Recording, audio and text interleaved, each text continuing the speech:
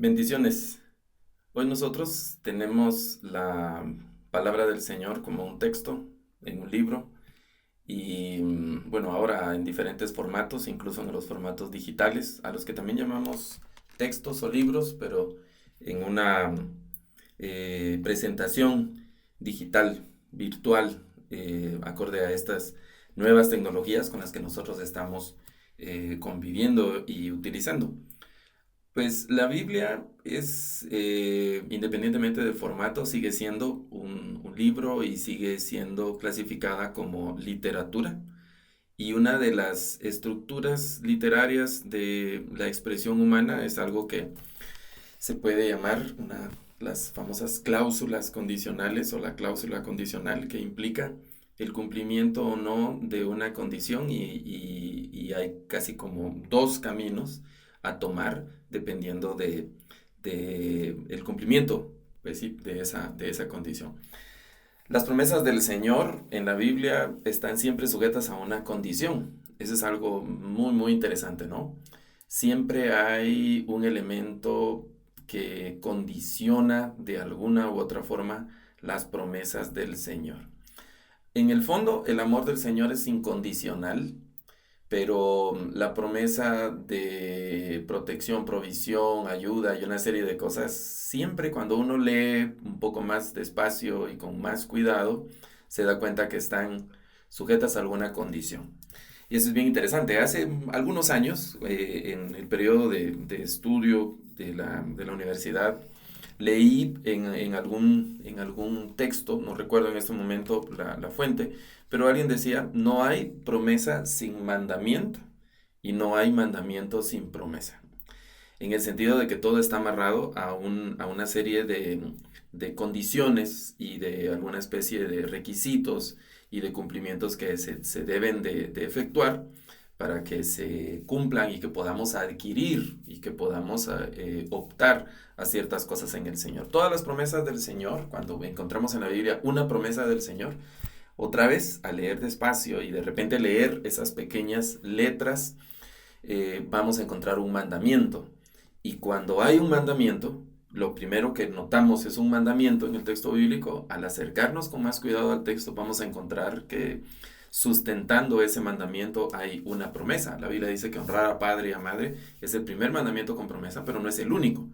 Están esos mandamientos y esas promesas en una relación ahí conectada de una forma muy, muy íntima, cumpliendo, llegando, digamos, este cumplimiento literario estructurado dentro de lo que estoy platicando en este video de la cláusula condicional. Cuando estaba estudiando el diversificado, estudié una carrera comercial, pero era en computación, estudié programación. Ya mucho de eso lo he olvidado, practiqué muy pocos años el desarrollo de software y programación, pero hay algunas cosas que recuerdo. Y leyendo la palabra del Señor, encontré una referencia, me pareció muy interesante, una referencia muy directa con una estructura que se enseña a los programadores, que es la estructura if then else, que es la estructura de condiciones, las famosas condiciones, los parámetros de condiciones, como va fluyendo el programa o los diagramas de flujo que se conocen, y cómo va funcionando el programa dependiendo de ciertas condiciones o ciertas preguntas que se le hacen al programa eh, para que se cumpla, ¿no? Y esta estructura, pensando en la cláusula condicional que aparece en muchos versículos de la Biblia, pues encaja, desde esa perspectiva, encaja muy bien en esta estructura if then else. Esta estructura if then else es una estructura bien interesante porque normalmente se hace una especie de un cuadro donde se pone la primera palabra, que es de if en inglés, que significa sí, pero no es el sí de afirmación, sino que es el sí de condición. Si ocurre tal cosa, entonces vamos a hacer tal cosa. Entonces, ese sí tiene dos salidas. Tiene cuando la condición es verdadera, en esta imagen, la respuesta verdadera o el sí, digamos, está hacia la izquierda y la respuesta falsa, cuando no se cumple esa condición, está hacia la derecha. Y la estructura funciona, si se cumple esta condición, entonces haga esto, que es lo que dice en la parte de la izquierda. Y si no se cumple, entonces haga esto otro, se podría traducir, o haga aquello, se podría traducir en esa estructura. Este if then else es una estructura de control condicional que nos permite bifurcar, se dice, la ejecución de un programa en base a una condición. Siempre va a haber una condición. En la Biblia hay muchas promesas, y ya habíamos dicho antes, que están descritas dentro de una cláusula condicional. Es decir, la promesa depende del cumplimiento de una condición. Y ¿cumpliste la condición? La respuesta es sí, entonces la promesa. ¿No cumpliste la condición? Entonces no hay acceso a esa promesa. Y es un asunto interesante porque es muy repetitivo en la escritura. Vamos a ver algunos ejemplos bíblicos. Por ejemplo, en Segunda de Crónicas, que es un pasaje muy conocido cuando se hacen actividades de oración y ese tipo de cosas, ¿no? Pero empieza, si uno lee despacio, empieza con una condición el versículo, el verso 14. Si mi pueblo sobre el cual se invoca mi nombre, y ahí vienen las condiciones. Vamos a no leer ese paréntesis que hay ahí, vamos a decir, si mi pueblo se humilla, esa es la primera condición, y ora, segunda condición, y busca mi rostro, tercera condición, y se aparta de sus caminos, cuarta condición. Si ocurre todo eso, entonces yo los escucharé desde los cielos. Esa es la primera acción del Señor, y viene la segunda acción del Señor, perdonaré sus pecados, y la tercera acción del Señor, sanaré su tierra. Pero esto de escuchar desde los cielos, perdonar pecados y sanar su tierra, está sujeto todo al primer sí, si se cumplen esas condiciones, ¿no? Esas condiciones que están como agrupadas, ¿verdad? En programación se llaman if anidados o los if enlazados, pero estas condiciones que están agrupadas, ¿no? Humillarse, orar, buscar el rostro y apartarse de los malos caminos. Entonces el Señor va a hacer esta cosa. Veamos otro ejemplo. En Deuteronomio capítulo 11, verso 13 y 14 dice, sí, y ahí está otra vez la condición, si ustedes obedecen con todo cuidado los mandamientos que yo les mando cumplir, si ustedes obedecen, y viene otra condición, y si aman al Señor su Dios, y aunque no aparece un sí, pero ahí hay otra condición, y le sirven con todo su corazón y con toda su alma, entonces si se cumplen esas condiciones, entonces yo enviaré a su tierra la lluvia a su tiempo, tanto la lluvia temprana como la tardía, y ustedes cosecharán su grano, su vino y su aceite. Es decir, el envío de la lluvia, la cosecha y todas esas cosas están condicionadas a el cumplimiento de, digamos, como las condiciones que el Señor está poniendo, ¿no? Obedecer, servir al Señor y amarle, esas condiciones. Vamos a ver otro ejemplo. En Jeremías capítulo 15, verso 19, dice, por eso así ha dicho el Señor, y otra vez el sí, si te vuelves a mí, yo te restauraré y tú estarás delante de mí. Si entresacas lo precioso de lo vil, serás como mi boca. Y entonces ese sí está condicionando el cumplimiento de esas otras actividades, ¿no? Vamos a ver un ejemplo más. Segunda de Pedro 1:8, luego de lo que Pedro ha dicho de agregar a nuestra fe virtud y una serie de cosas, dice, si todo esto abunda en ustedes, todo lo que ha dicho antes en los versículos anteriores, serán útiles y productivos en el conocimiento de nuestro Señor Jesucristo. Entonces, si todo lo anterior que está descrito en los versos anteriores de 2 de Pedro capítulo 1 se cumple, entonces ustedes van a ser útiles y productivos en el conocimiento del Señor. Este versículo es bien interesante porque si lo anterior no se cumple, entonces hay que poner los adjetivos estos en negativo. Entonces van a ser inútiles y van a ser improductivos. No van a producir buenos frutos, no van a producir nada bueno, nada provechoso, y van a ser inútiles si no se han cumplido las condiciones anteriores, ¿no? Pero me quiero detener en un pasaje un poco más largo que está en Colosenses capítulo 3, y es bien interesante porque todo ese trozo, más bien todo el capítulo 3 de Colosenses arranca en esta Biblia que es la Reina Valera 60, estoy utilizando para este análisis de Colosenses, empieza con un sí. Ahí aparece un sí, en el verso 1. Si pues habéis resucitado con Cristo, y esa es la condición, si habéis resucitado con Cristo, esa es la condición, ahí está la condición, si habéis resucitado con Cristo. Esa es la primera pregunta. Entonces ahí hay que detenerse y responder. ¿Hemos resucitado con Cristo, sí o no? Entonces, esa es la cláusula condicional, la cláusula condicional. Y aquí es donde vamos a ver cómo funciona en este capítulo 3 de Colosenses, esa estructura de programación que yo les decía, el if then else. Digamos, si lo queremos ver de una manera más gráfica, ya hemos visto un ejemplo antes, se pone primero este if en esta figura para diagramar la respuesta, por dónde va a salir el programa. Entonces aquí en ese if se pone la pregunta condicional y la respuesta puede ser sí. Entonces, si la respuesta es sí a esa pregunta, entonces el programa va a hacer algo, va a ocurrir algo. Si la respuesta es no, entonces va a ocurrir otra cosa. Y al terminar el ciclo, hay un cierre, como una especie de conclusión, y el programa sigue. El programa sigue, ¿no? Hay otros programas, o más bien otras estructuras, if then else, que son un poco más complejas y que tienen una serie de condiciones, como te decía, los if anidados y una serie de cosas. Y a mí ¿cómo decimos?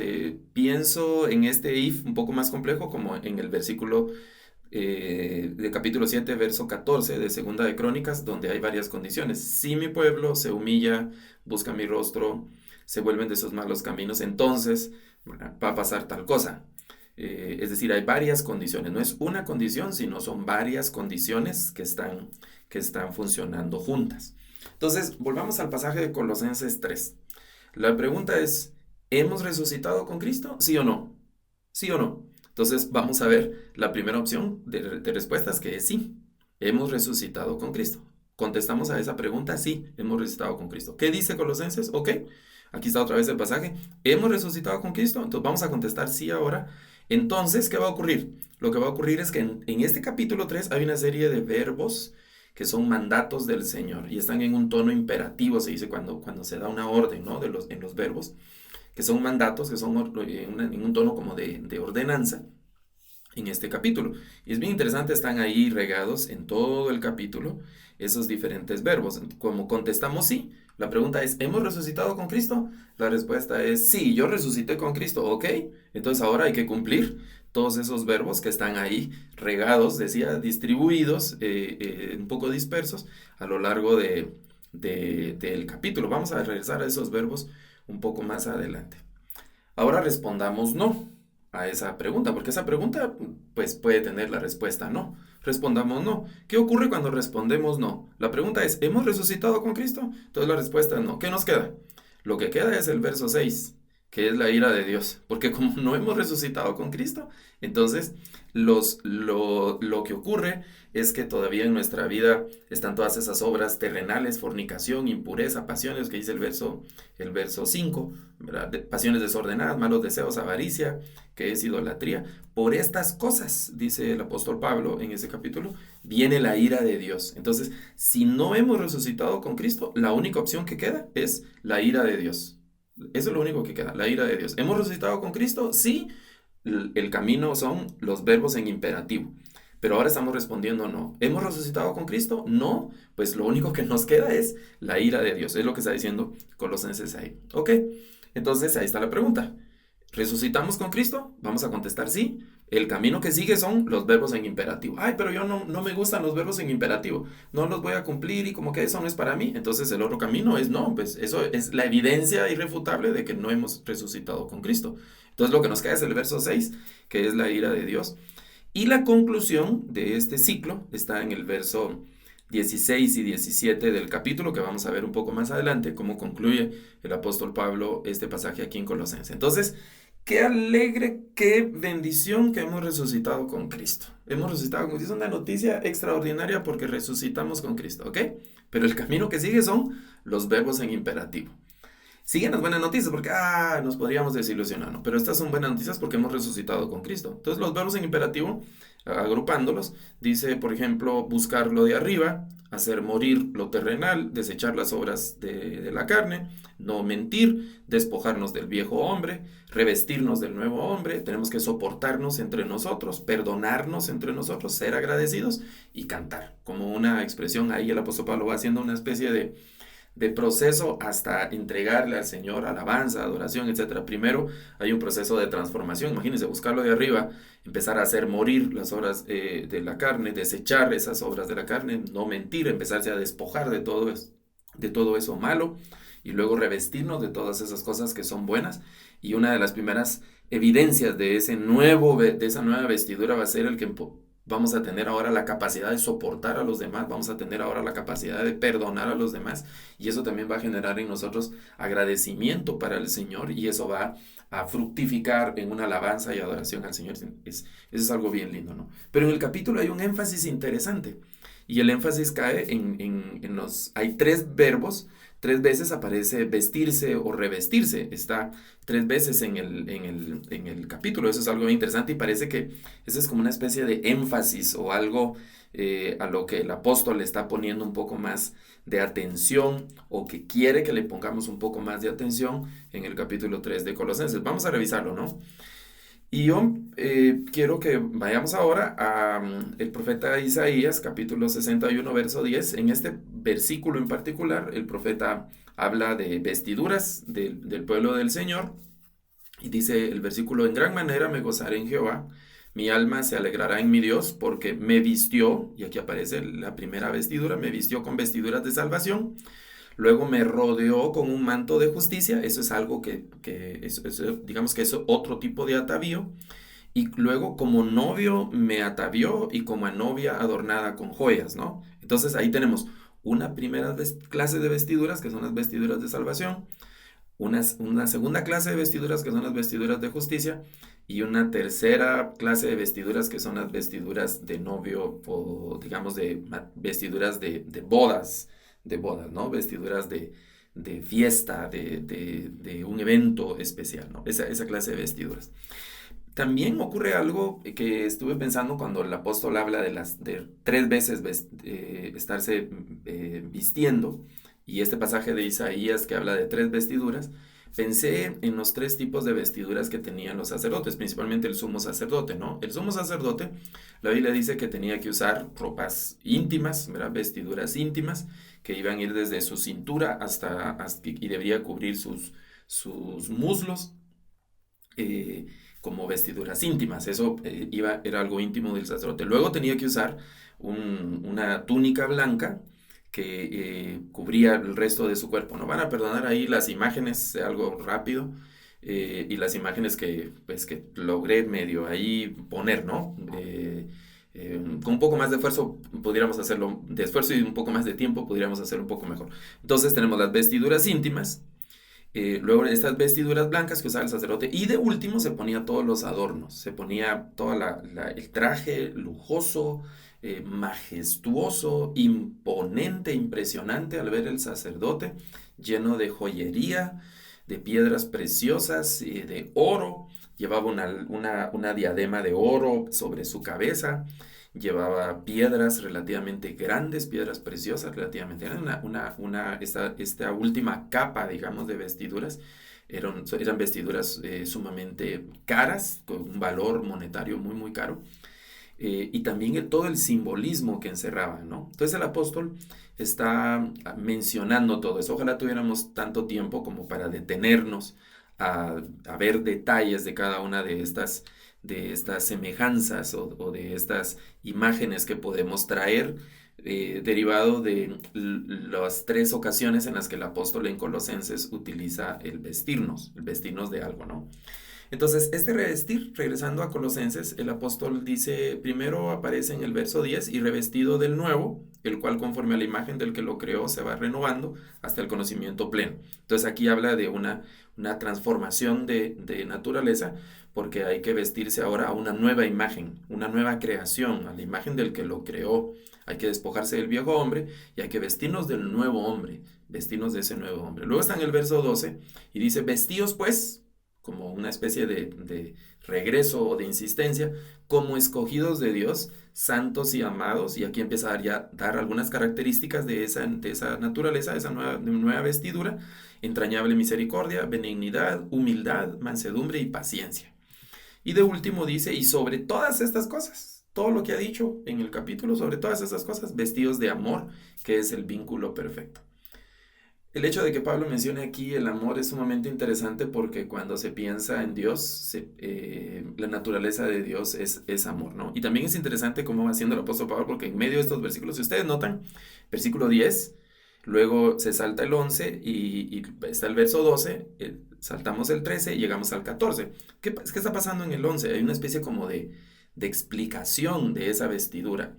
Hay que revestirse del hombre nuevo, porque en ese hombre nuevo no hay griego ni judío, no hay circuncisión ni incircuncisión, no hay bárbaro ni escita, que son diferentes categorías sociales, económicas, culturales, políticas, incluso étnicas. Es decir, está diciendo que este nuevo hombre no hay ningún tipo de discriminación ni ningún tipo de acepción o de una especie de salvoconducto o categorías, no, todos estamos en la misma situación delante del Señor, sino que Cristo, termina diciendo el verso 11, es todo en todos. Es algo extraordinario. Luego y esas son, si las podemos comparar con el pasaje de Isaías, son las ropas de salvación. No hay distinción, no hay excepciones. En el verso 13, cuando dice que hay que vestirnos como escogidos de Dios, y ya da, por ejemplo, entrañable misericordia, benignidad, humildad, mansedumbre. En el verso 13 sigue diciendo el apóstol Pablo cómo se ven esas vestiduras en el que las trae puesta, ¿no? Soportando unos a otros, perdonándonos unos a otros, el que tuviere queja contra otro, de la manera que Cristo os perdonó, así también hacedlo vosotros. Si yo tengo problemas para perdonar, me faltan estas vestiduras. Sí, pero Dios conoce mi corazón, sabe que soy débil, cualquier cosa. Conclusión, me faltan estas vestiduras. No estoy vestido, yo no tengo la capacidad de soportar a la demás gente, me desesperan, me irritan, no puedo estar con ellos, yo me quiero desquitar, tengo ganas de vengarme, no olvido, me cuesta tener misericordia, soy un poco orgulloso, soy altivo.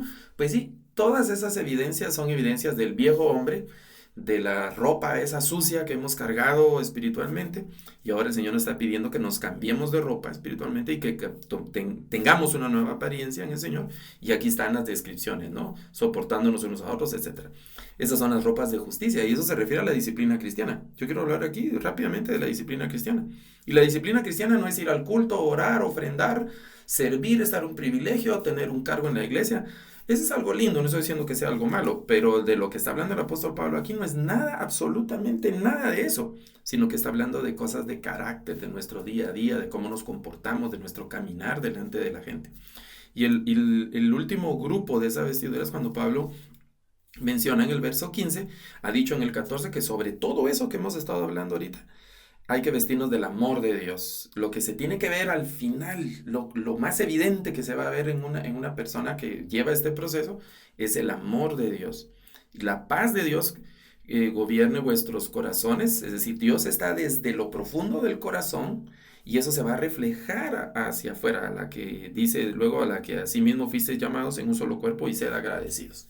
Entonces, lo que la gente va a ver como una capa exterior, así como el sumo sacerdote, que la gente miraba esa elegancia, esa imponente y impresionante presencia del sacerdote, aparte de que el sacerdote iba ungido con un perfume sumamente especial. Casi estoy imaginando el olor de ese perfume por lo que la Biblia, por los ingredientes que la Biblia describe que tenía, era un perfume muy agradable, pero de una presencia muy fuerte. Y no solo ver al sacerdote, sino sentir probablemente cuando el sacerdote pasaba ahí cerca de la gente y sentían el olor de la unción del perfume, que era una cosa exclusiva porque solo el sumo sacerdote podía usar. Era una cosa impresionante. Entonces la gente hoy, cuando ve a un cristiano pasar, lo que debe ver al final va a ser el amor de Dios. Adentro está la vestidura de salvación y debajo va a estar la disciplina cristiana de perdonar, soportar, tener benignidad, entrañas de misericordia y esas cosas, ¿no?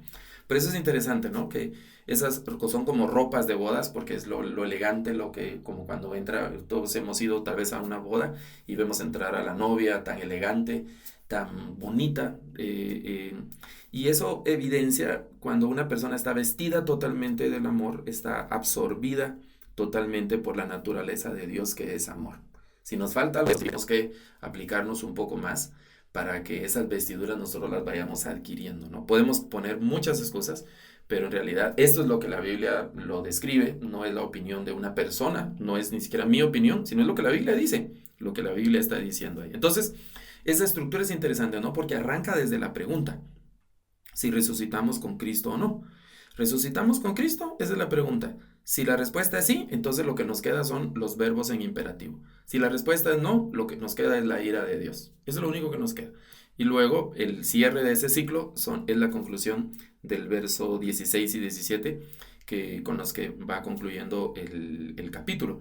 En esa conclusión el apóstol está diciendo, la palabra de Cristo more en abundancia en vosotros, y ahí se refiere a la palabra de Dios. Hoy para nosotros, Pablo estaba pensando en las escrituras, y hoy para nosotros, bueno, eso es lo que suponemos que estaba pensando en las escrituras. Hoy para nosotros sí, es las escrituras. La palabra de Cristo es la Biblia, son las escrituras, y esa palabra nos va a enseñar y nos va a exhortar. Dice, enseñándoos y exhortándonos unos a otros con toda sabiduría, cantando con gracia en vuestros corazones al Señor con salmos e himnos y cánticos espirituales. Y la conclusión de ese pasaje que pone el apóstol Pablo, y todo lo que hacéis, ahora que estamos vestidos de amor, etcétera, todas esas cosas, sea de palabra o de hecho, hacedlo todo en el nombre de nuestro Señor, del Señor Jesucristo, dando gracias a Dios Padre por medio de Él. Hemos resucitado con Cristo. Esas son buenas noticias. Aleluya.